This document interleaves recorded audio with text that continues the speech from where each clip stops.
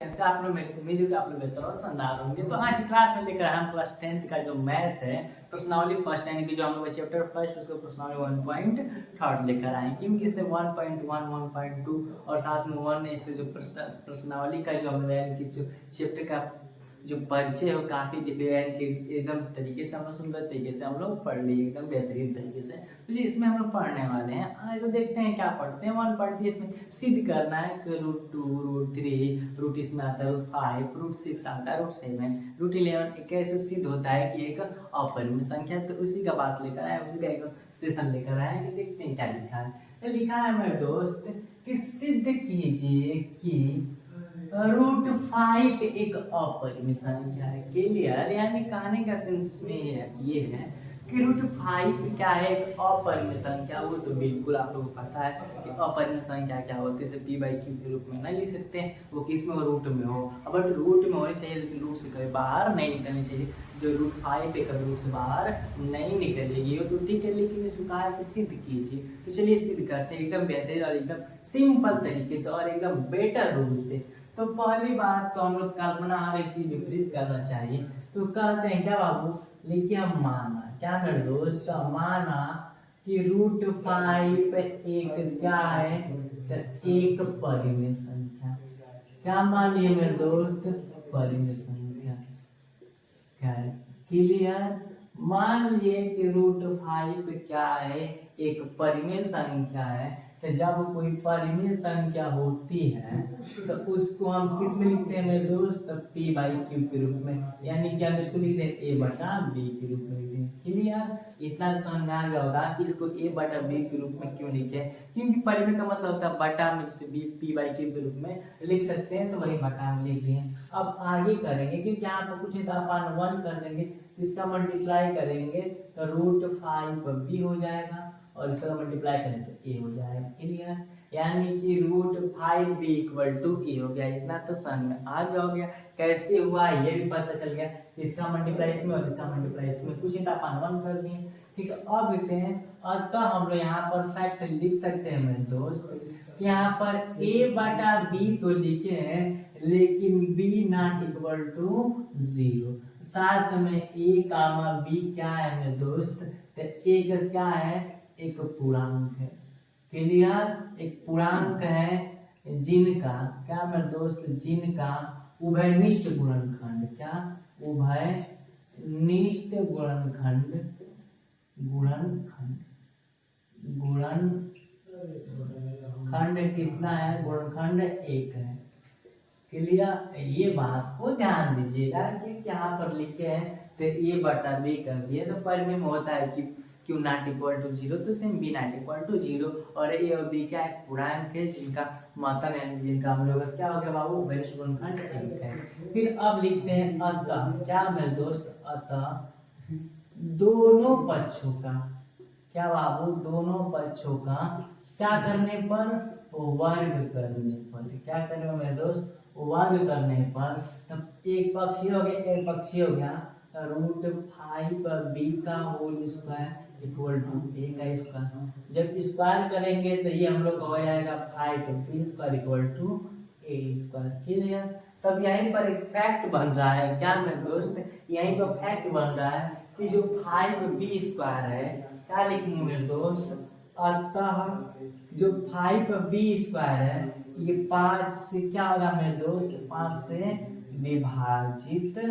विभाजित होगा।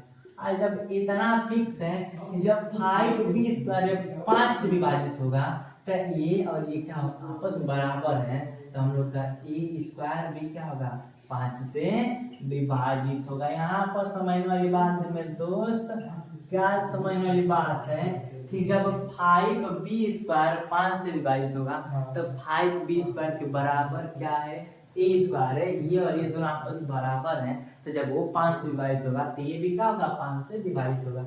और जब a² जब 5 से विभाजित होगा तो a भी क्या होगा, a भी हम लोग का क्या होगा, 5 से विभाजित होगा,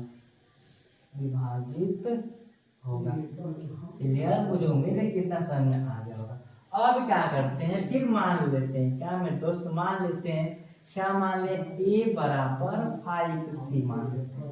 क्या मान लिए, ए बराबर 5c ही रखने पर, मान लेते हैं कि ए बराबर 5c रखने पर, तो अब यहाँ से कंडीशन सॉल्व करते हैं।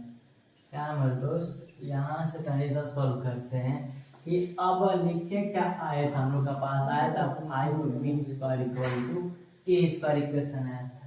यही हम लोग के पास इक्वेशन आया था कि 5b² = a² था। अब क्या किए हम लोग, मान लिए कि जहां हम लोग a बराबर 5c रखना है तो इसको 5b² लिख दिए, अब बराबर एक जगह क्या रखना है 5c, तो 5c का स्क्वायर करेंगे तो 5b² हो जाएगा और ये कितना होगा 25c²। क्लियर, अब 5 से 5 कटा देंगे तो b² = क्या होगा मेरे दोस्त 5c²।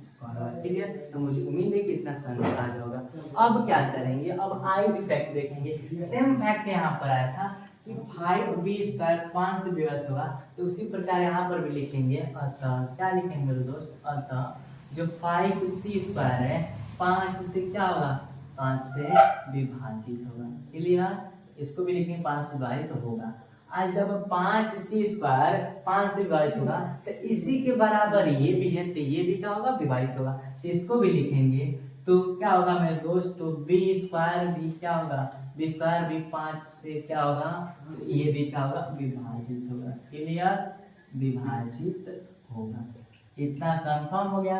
तो जब b² 5 से विभाजित होगा तब यहाँ पर लिख सकते हैं, तो b क्या बाबू, b भी क्या होगा 5 से विभाजित होगा। ये भी क्या कंटेंट है, ये भी फैक्ट है कि विभाजित होगा।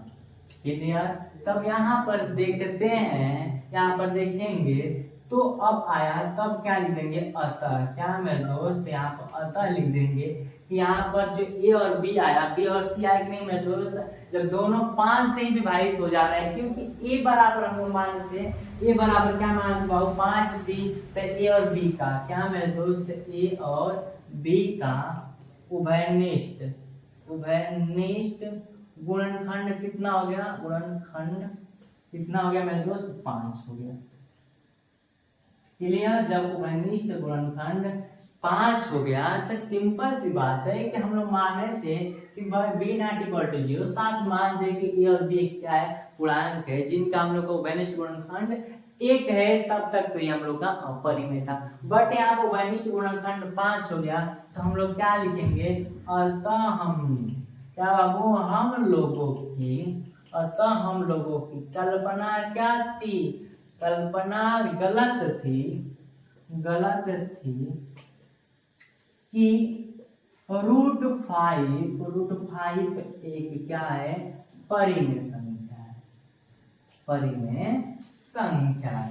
हमने जो कल्पना किया था कि √5 क्या है परिमेय संख्या है, लेकिन निरंतर क्या है मेरे दोस्त, लेकिन इस अवधारणा के अनुसार पता चल रहा है कि √5 एक क्या है परिमेय संख्या, सॉरी क्या है अपरिमेय संख्या है। क्लियर, तो मुझे उम्मीद है कि समझ आ गया होगा। और यहाँ पर हैंड्स प्रूफ, ये हम लोग प्रूफ करती है कि कैसे क्या होता है √5 क्या है एक परिमेय संख्या है। इसको एकदम क्लियर बेस की तरीके से और बता दे कि इसमें 100/100 की परसेंटेज की गारंटी है, इसमें 100% की गारंटी है कि बोर्ड के एग्जाम में आना ही आना है। और इसी के अनुसार से देखिए हम सिद्ध कौन सा किए मेरे दोस्त, तो सिद्ध किए कि √5, लेकिन इसी के अनुसार √2 भी हो सकता है, √3 भी हो सकता है, √6 भी हो सकता है, √7, √11, √12 भी हो सकता है। इसी के अनुसार सब के सब हैंड्स प्रूफ होंगे, सब इसी के अनुसार सिद्ध होंगे। बस चेंज क्या होगा मेरे दोस्त, तो चेंज करो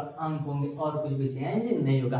तो मुझे उम्मीद है कि कैसे ये सिद्ध होता है आपको समझ में आ गया होगा। जो आई क्वेश्चन है यानी कि ये हम लोग का फर्स्ट क्वेश्चन है, सेकंड क्वेश्चन है, वो सब हम लोग कल की चैप्टर में करेंगे, कल की क्लास में पढ़ेंगे। लेकिन आज का सेशन हम लोग समाप्त होता है। मुझे उम्मीद है कि वीडियो पसंद आया होगा, पसंद आया तो शेयर कीजिए, लाइक कीजिए, बेल आइकन दबाना मत भूलिएगा। मिलते हैं नेक्स्ट वीडियो में। Thanks for watching.